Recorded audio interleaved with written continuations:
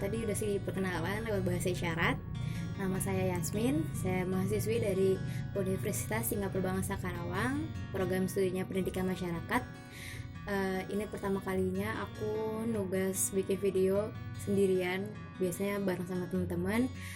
Karena ada saat ini tuh ada wabah COVID-19 ya, yang dimana kita anjurkan untuk di rumah aja. Jadi teman-teman yang menyaksikan video ini pastikan di rumah aja ya. Dan di sini tugasnya itu tentang inovasi pendidikan. Karena aku gaya belajarnya itu audiovisual, yang pastinya aku harus melihat, gak harus sih, nyamannya itu melihat dan mendengar. Jadi aku pilih video sebagai media pembelajaranku. Siapa tahu ini salah satu solusi untuk teman-teman yang gaya belajarnya sama kayak aku. Oke teman-teman, di sini aku akan sedikit review buku karya Profesor Julius Sujana tentang evaluasi program pendidikan sekolah. Nah, bukunya seperti ini. Aku nggak akan bahas banyak, cuman bahas di bab 7 aja mengenai data dan jenis-jenis datanya. Nah, apa aja sih jenis datanya itu? Pasti itu data. Pasti teman-teman berpikiran tentang angka-angka, tentang suatu keterangan. Ya, itu bisa dibilang data. Kalau lebih detailnya sih dalam buku ini tuh, data itu merupakan keterangan atau informasi dan gambaran mengenai suatu gejala yang ingin kamu ketahui atau yang ingin kamu evaluasi dalam program yang akan kamu evaluasi tentunya.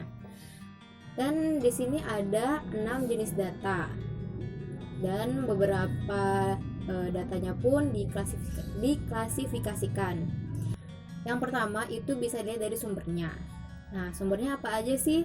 Bisa dari manusia, benda, flora fauna, benda mati atau benda hidup yang di sekitar alam. Yang kedua, dilihat dari tingkatannya. Nah, dalam data ini ada tingkatan-tingkatan, tapi hanya 2 sih kalau di buku ini.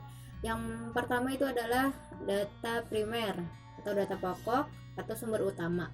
Jadi data ini merupakan data yang secara langsung kamu kumpulkan pada saat pengevaluasian program.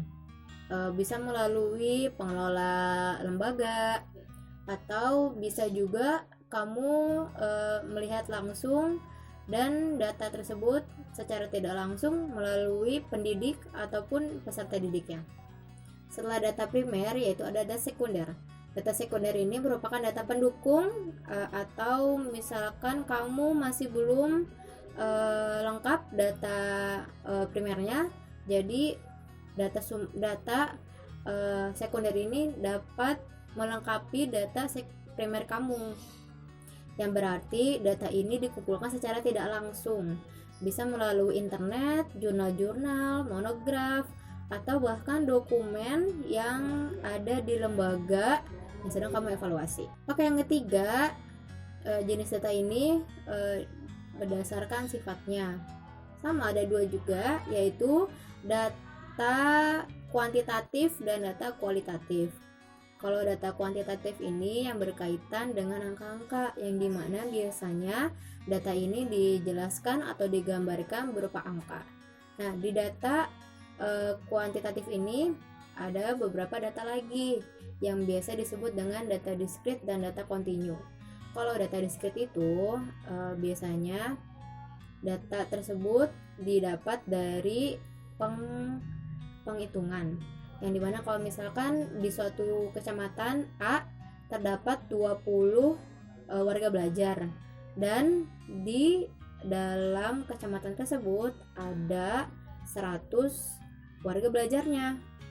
Nah, untuk variabel kontinu ini didapat atau diperoleh dari pengukuran yang dimana biasanya ya pasti ada angka-angkanya. Contohnya gini deh, dimana dalam satu kecamatan ini satu layanan tempat belajarnya itu sekitar 450 km kubik, atau misalkan berat badan A 50 kilo dan tingginya misalkan 170, itu dimaksud dengan dari cara pengukuran. Nah, selanjutnya itu ada data kualitatif.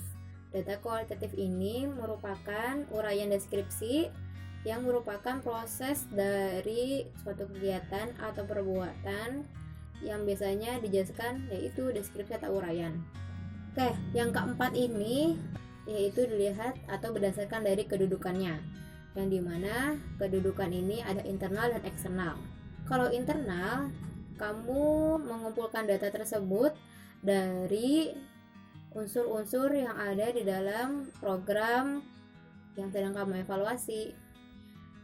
Nah, kalau yang eksternal ini, kamu himpun data-data atau unsur-unsurnya melalui dari luar program, yang dimana biasanya ini yang mendukung program pendidikan luar sekolah tersebut.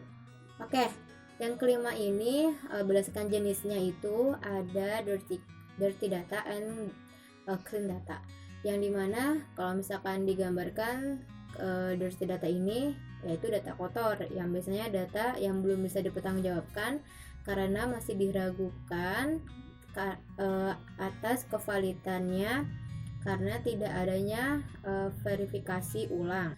Nah, untuk yang clean data atau data bersih, data ini merupakan data yang dipercaya atau sudah ada penanggung-jawabannya karena sudah diverifikasi ulang, sudah ditranslasi. Dan yang terakhir atau yang keenam ini berdasarkan pengumpulannya, ada namanya cross section dan data berkala. Untuk data cross section ini datanya dikumpulkan dalam jangka waktu tertentu. Misalkan kamu sedang mengevaluasi program PTA dan kamu mengumpulkan data tersebut, itu jatuh temponya pada waktu 3 bulan. Oke, yang kedua itu ada namanya data berkala. Untuk data berkala ini berdasarkan kamu mengumpulkan penggalan waktu dan itu jangkanya itu berkala untuk mengetahui sejauh mana proses perkembangan dari program yang sedang kamu evaluasi. Misalkan kamu mengumpulkannya per bulan atau per 3 bulan. Oke teman-teman, terima kasih sudah tonton video ini. Dan aku rekomendasikan buku ini untuk kamu yang berada di semester 6 Prodi Pendidikan Masyarakat di mata kuliah evaluasi program pendidikan luar sekolah ya. Dan kalau kamu sedang berada di proyek pengembangan sumber daya manusia, bisa juga menggunakan buku ini yang dijadikan untuk referensi evaluasi. Sekian dari apa yang sudah aku sampaikan. Mohon maaf kalau misalkan rada terbelit-belit, the first time I'm alone. Dan juga untuk sesi terakhir aku mengajak kalian semua untuk tetap stay safe di rumah aja. Jangan lupa untuk berbagi kepada orang-orang yang membutuhkan, karena mumpung di bulan Ramadan, jadikanlah bulan ini keberkahan untuk kita. Jangan sampai sia-siakan dan jangan pernah berhenti belajar, karena kalau dari prinsipnya pendidikan itu long life education, jadi never stop learning. Terima kasih sudah tonton. Jangan lupa like dan comment. Kalau misalkan kamu masih belum paham tentang apa yang aku tadi sudah jelaskan, kamu bisa tanyakan di kolom komen ya.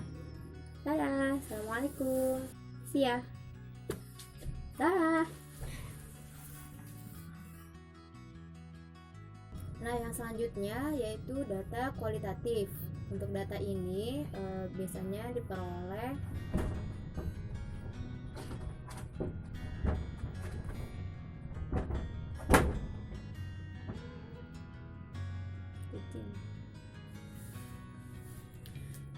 Oke, selanjutnya yaitu ada data kualitatif. Why so very noise? Shh, shh, shh, shh, shh, shh.